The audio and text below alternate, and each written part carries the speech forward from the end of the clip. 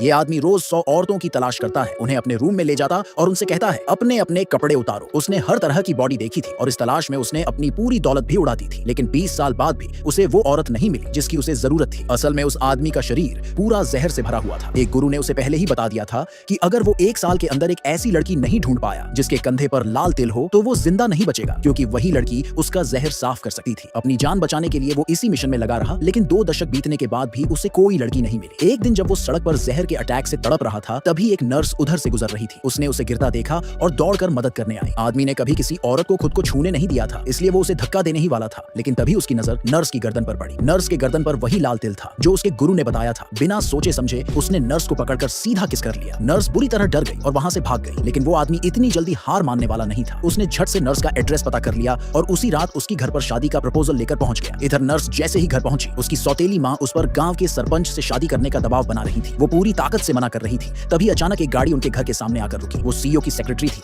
जो शादी का गिफ्ट लेकर आई थी। छोटी बहन को लगा कि शायद हाल ही में हुई सिलेक्शन के दौरान सीईओ की नजर उस पर पड़ी थी, इसलिए वो शादी का प्रपोजल लेकर आया है। इसलिए वो तुरंत अपनी बड़ी बहन के सामने शो ऑफ करने लगी।